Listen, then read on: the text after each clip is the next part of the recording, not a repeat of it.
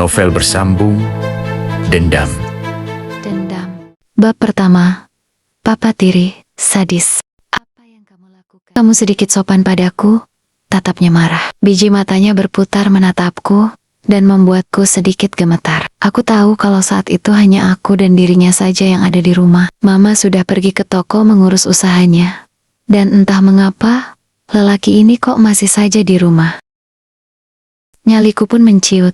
Keberanianku ikut meleleh. Aku terdiam, dan bersurut langkah mendekati ambang pintu yang terbuka. Namun lelaki itu tiba-tiba meraih tanganku dan menariknya dengan kasar, lalu melemparkan tubuhku ke tengah ruang. Aku terlempar lebih jauh ke dalam gudang, persis di atas tumpukan kain gorden yang masih dalam plastik, dan belum sempat dibawa mama ke tokonya.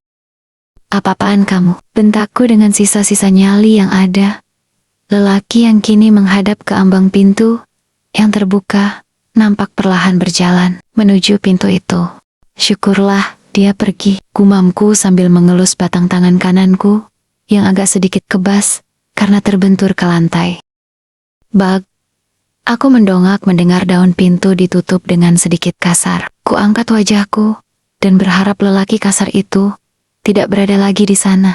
Tapi, dia membalikkan badan kepadaku, membelakangi daun pintu yang sudah tertutup rapat. Matanya menatapku tajam, dan sebelah bibirnya bergerak terangkat ke atas. Dia seakan mau memangsaku. Aku bergegas berdiri, setidaknya mengambil kuda-kuda sebisaku, untuk mengantisipasi kemungkinan yang akan terjadi. Om Sony menyeringai buruk, lalu tangannya bergerak ke bawah perutnya. Mataku melotot mengikuti gerakannya. Tangannya hingga sesuatu yang tidak pernah aku lihat selama hidupku kini dipertontonkan di hadapanku. Menjijikkan. "Jangan kurang ajar," bentakku dan aku beringsut mundur. Alangkah menjijikkannya melihat lelaki dengan celana pendek yang dipelorotkan ke bawah, dan alat kelaminnya ia biarkan mendongak di atas perut, dan hampir menyentuh pusarnya.